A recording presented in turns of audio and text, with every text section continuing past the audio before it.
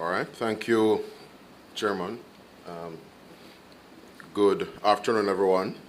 I am here to just convey some remarks regarding the conduct of the campaign, certainly both campaigns, and some related observations that we have made here as Team JLP.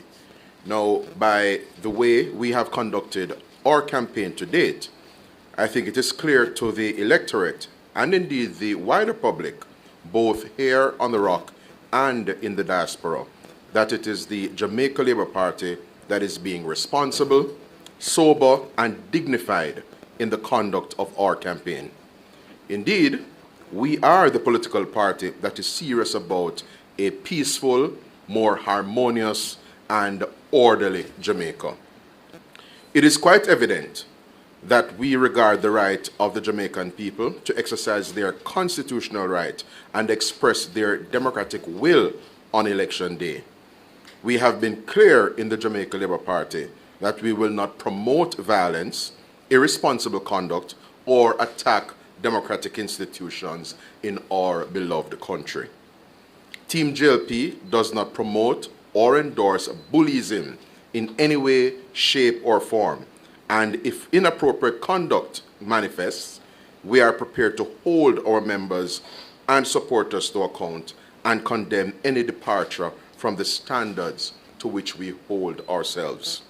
On the contrary, however, over the past few days, we have seen incidents which confirm that our main opponents, the opposition PNP, is neither suitable nor ready to govern Jamaica.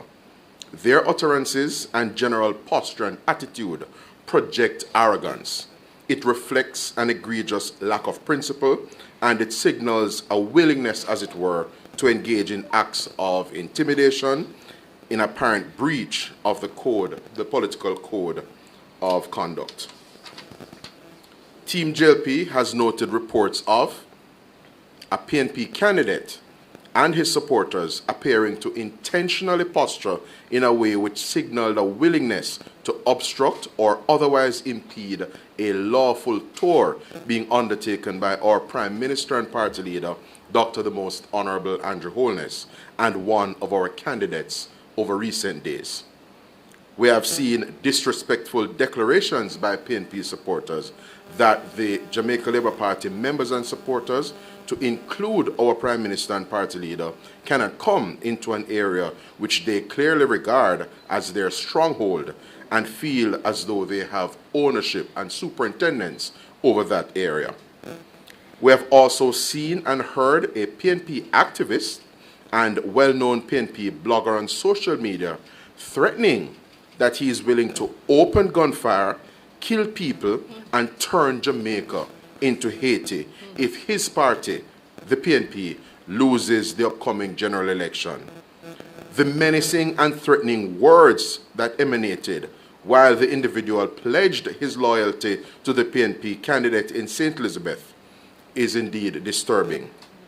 As law-abiding Jamaicans, we note and welcome reports in the news media that the individual has been taken into police custody.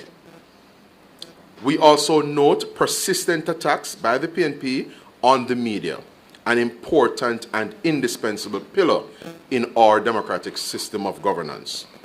We were neither shocked nor surprised by the PNP's subsequent public admission by way of a media release that they have moved to blacklist all proposed questioners from a particular media entity in the upcoming national debates being organized by the Jamaica Debates Commission. Of note, also, is the PNP's desperate, unwarranted, and quite frankly, childish move to report to the Broadcasting Commission journalists merely because they did not want to be criticized or did not like how they were criticized by the respective journalists. These unprincipled actions do not augur well, nor do they accord with the democratic traditions we hold dear and resolve to uphold and preserve as well-thinking and well-meaning Jamaicans. All in all, ladies and gentlemen, the PNP's actions in relation to the press reveal that they are prepared to be vindictive, oppressive, and dictatorial, using political power to exact vengeance and pursue witch hunts. It is important for the public to note that all of these recent acts have come following certain declarations. I speak here of declarations such as a declaration by a misguided PNP candidate that she is prepared for war and, quote, if a war, end quote.